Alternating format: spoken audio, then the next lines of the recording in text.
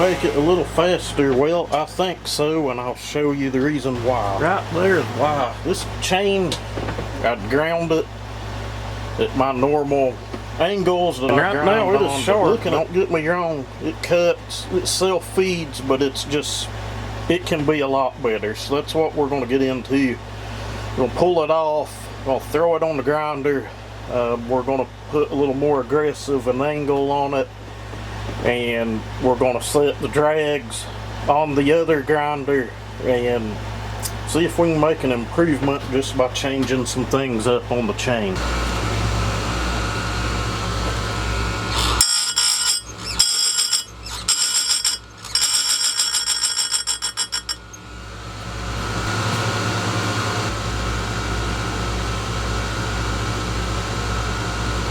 Okay, so you can see that cutter. I mean, it looks sharp. Like I said, it'll cut, it will self-feed. Just not really aggressive enough for me or to show the potential of that chainsaw.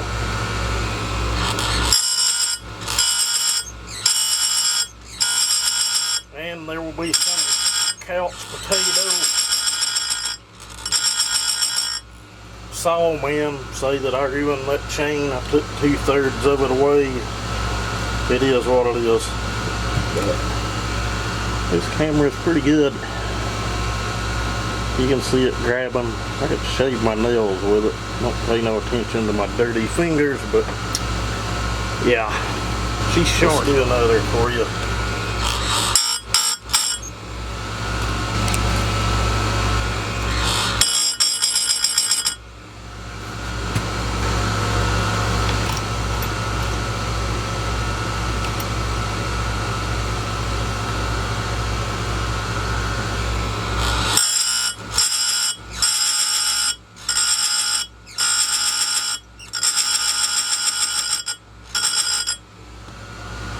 What I like to do, guys, is take a depth gauge, whatever you might want to use, and actually set the drags. I'm going to go a few swipes lower than this because it makes a good smooth cutting chain, but it will not make a chain that's real grabby or pulls hard. So I'll knock them down 3 or 4 more swipes, and then I'll set the grinder up.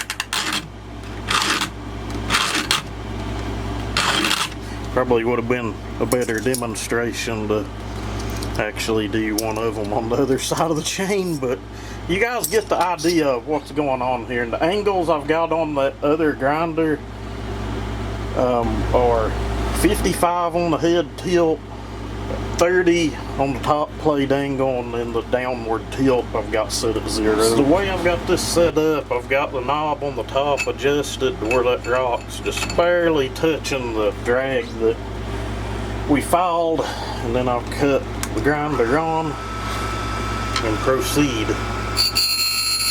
It's going to still take just a little bit off of the one that we just done, and if you're doing a race chain or something, I would about advise you to do one side at a time.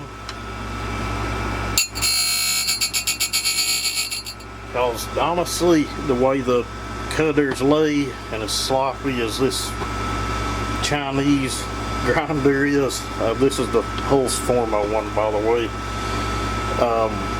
We're going to get into cheap grinders in another video. I have my thoughts on them after having them a while, but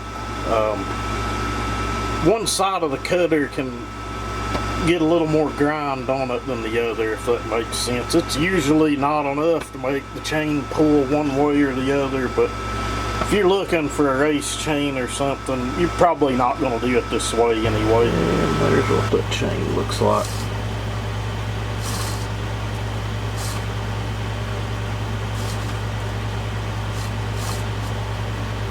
She'll cut. Here's a look at the chips from the other day. Not that it really matters, but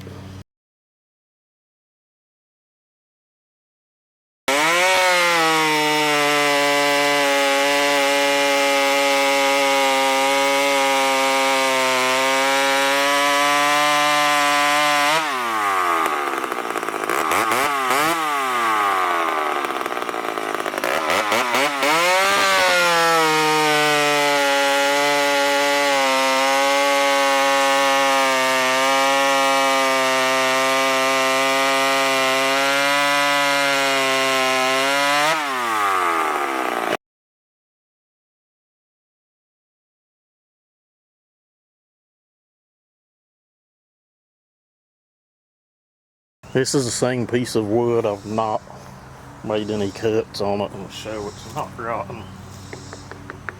It's solid. It's pine, but still solid, still good to cut on. It's about the only reason I brought it in here. But we'll warm this thing up, make a couple cuts, and compare them to the cuts I made the other day, and we'll see what happens. And this thing's not been ran in a day or two.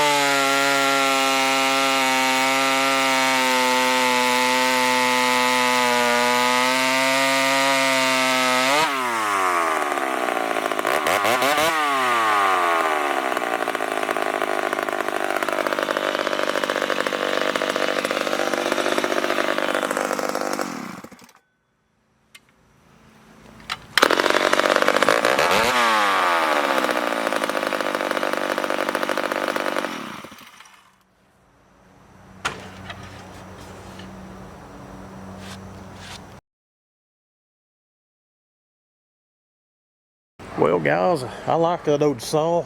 We'll probably put it in the lineup when we get out and go back to cutting some.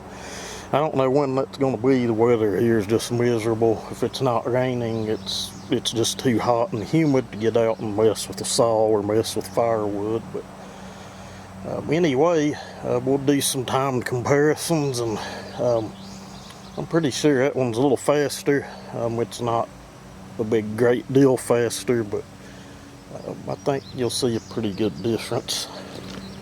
I can honestly tell the difference in the size of the chips and the pile up from it. So if anything, we're pulling a bigger chip. Thank you guys for watching. Y'all have a good one.